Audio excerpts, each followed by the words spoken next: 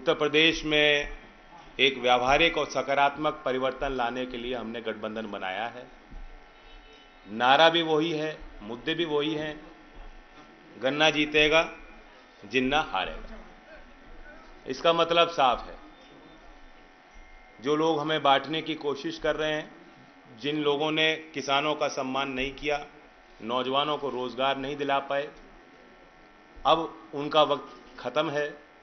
और जिस तरह से उम्मीद के साथ सभी जाति और वर्ग का समर्थन आज गठबंधन के पक्ष में आता दिख रहा है, खासतौर से जो यूथ वोट है। जब मैं शब्द उम्मीद का इस्तेमाल कर रहा हूं, वो यूथ वोटर जो है वो उम्मीद और विश्वास के साथ आ रहा है। हमने देश का कल बजट देखा, जिसमें किसानों के लिए, रोजगार सृजन के लिए कुछ भी नहीं था। नरेगा जैसी योजना, जिसको खुद आर्थिक सर्वेक्षण जो बजट के एक दिन पहले पेश हुआ था, ये बता रहा था कि उसकी डिमांड बढ़ गई है। कोरोना महामारी में वही एक तरीका था कि शहरों से पलायन कर रहे मजदूर जब वो गांव लौटे, उन्होंने अपना घर का, परिवार का जो भी वो इंतजाम कर सकते थे, उस योजना के माध्यम से उनको एक आर्थिक सहारा मिल रहा था। पिछले वर्ष नरेगा में 1,11,000 करोड़ रुपए खर्च हुए और इस साल के बजट में सिर्फ 73,000 करोड़ का आवंटन सरकार ने किया है। 2018-19 यानी 3 वर्ष पहले औसतन 51 मैन डेज मिलते थे, जहां 100 दिन का रोजगार योजना में देने हैं। 51 दिन केंद्र सरकार दे रही थी, जो एक अन्याय है। और वो इस बजट ने और घटा दिया, सिर्फ 44 दिन का काम इस योजना में हम मजदूर को देना चाहते हैं। तो फिर रोजगार के लिए भी आपने देखा, बजट में कोई ऐसी घोषणा नहीं कि नौजवानों को उम्मीद मिल सके। और किसानों के लिए मोर क्रॉप पर ड्रॉप, जो एक नई योजना प्रधानमंत्री ने चालू की थी। पिछले साल का बजट 4,000, इस साल का बजट 2,000 करोड़, आधा कर दिया। तमाम ऐसी योजनाएं हैं, पीएम फसल बीमा योजना, उसका बजट घटा दिया। तो ये संकेत हैं कि सरकार चाहे केंद्र की हो, चाहे यूपी की हो, और ये फ्रेज को यूज करते हैं, टर्मिनोलॉजी को, डबल इंजन सरकार। ये डबल इंजन की मार पड़ रही है किसान पर और नौजवान पर। तो आज कैराना की इस धरती पर हम लोग साथ मिलके आए हैं एक संदेश देने। जिन्ना, औरंगजेब, पाकिस्तान के मुद्दों पर जो लोग चुनाव लड़ रहे हैं, उनको बहुत भारी शिकस्त मिलने वाली है और नौजवान और किसान की जीत होने वाली है। धन्यवाद।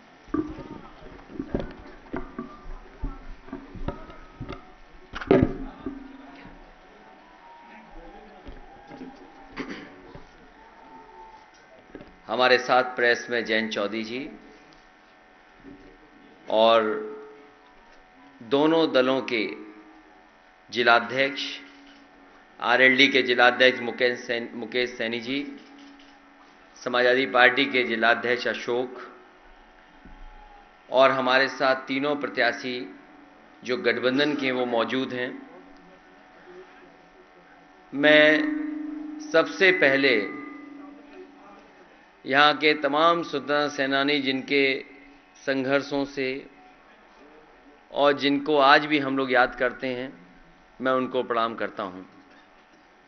जहाँ पहले चरण का चुनाव किसानों का चुनाव होने जा रहा है, ये इलाका वो है जहाँ किसान जागरूक भी है, किसान समझदार भी है, और किसानों के लिए जिन्होंने सबसे पहले एक रास्ता दिखाने का काम किया, उनको आर्थिक रूप से मजबूत करने का काम किया, मैं चौधरी चरण सिंह जी को याद करता हूं।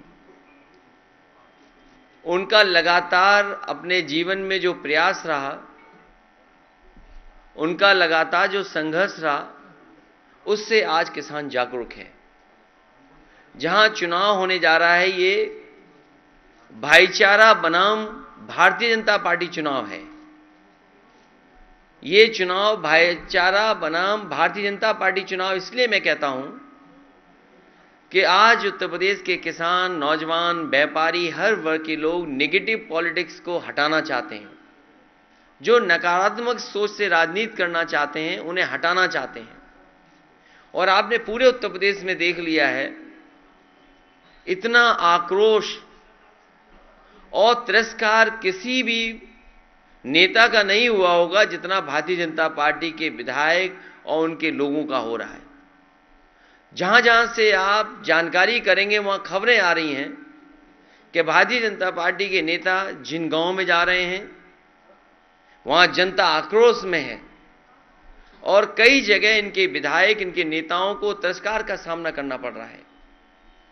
कल ही देश का बजट आया, कहते हैं अमृत काल का बजट है, अमृत बजट है।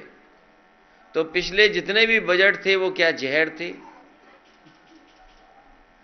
ये भारतीय जनता पार्टी के लोग सोचते हैं कि हम शब्दों के खिलवाड़ से लोगों को भ्रमित कर सकते हैं। अमृत काल का बजट, अमृत बजट कहना, पिछले जो भी बजट थे वो जहर समान थे क्या? और अगर हम सही मायने में देखें तो भारतीय जनता पार्टी भी देखिए क्या है, गरीबों के लिए हीरे सस्ते किए हैं, चप्पल जूते सस्ते किए हैं। कितने गरीब को लाभ होगा हीरा अगर सस्ता हो जाएगा तो?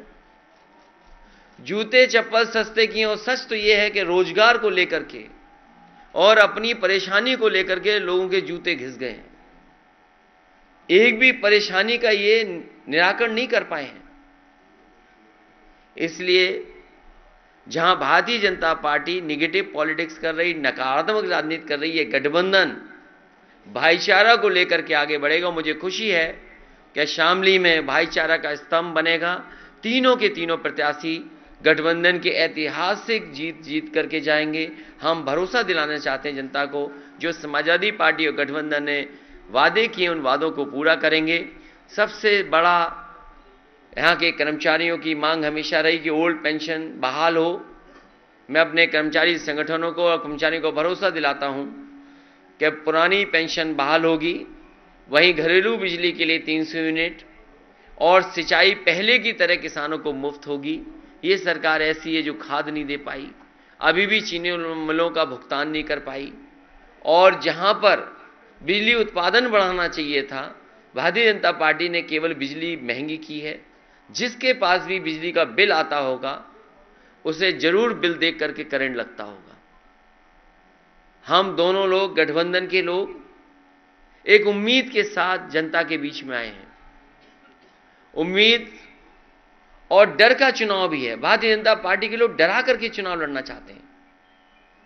मैं आने वाले समय में भरोसा दिलाता हूं कि जिस तरीके से 100 नंबर जो अब 112 हो गई है, पहले तय था कि हर 8 किलोमीटर पे एक गाड़ी होगी या 12 किलोमीटर के बीच में गाड़ी होगी।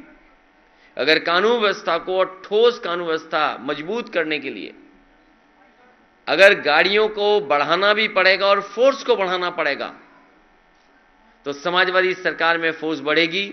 अभी तो पुलिस को जो इंतजाम किया था कि 15 मिनट में पहुंच जाए, 20 मिनट में पहुंच जाए, लेकिन जब गाड़ियां दुगनी हो जाएंगी तो मैं समझता हूं पुलिस का रिस्पांस सिस्टम जो बनाया था समाजवादियों ने, वो कम समय में मदद के लिए पहुंच जाएगा और जो भी कानून व्यवस्था के साथ खिलवाड़ करेगा उसके ऊपर सख्त से सख्त कार्रवाई होगी। मैं ये भरोसा दिलाता हूं। इन्हीं शब्दों के साथ मैं एक बार फिर शामली की जनता से और आसपास के हमारे जितने भी पहले चरण के चुनाव हैं, मैं अपील करता हूं अपने प्रेस के साथियों के माध्यम से कि एक एक प्रत्याशी को जिताने का काम करें। लगातार हम लोग जा करके अपील कर रहे हैं कि जिताएं। यहाँ के इस गठबंधन और समाजवादी पार्टी के जो प्रत्याशी हैं प्रसन्न चौधरी जी, मैं उनके समर्थन में आपसे अपील करता हूं उनकी मदद करें। दूसरे प्रत्याशी अशरफ अली हैं, मैं उनके लिए भी सहयोग चाहता हूं, समर्थन चाहता हूं। तीसरे नाहिद की और समाजवादी पार्टी की इकरा हसन बैठी हैं, मैं समाजवादी पार्टी के प्रत्याशी उनके समर्थन में भी और उनके सहयोग में भी आप सबसे अपील करता हूं कि ऐतिहासिक वोट देकर के ऐतिहासिक जीत दिलाने का काम करें।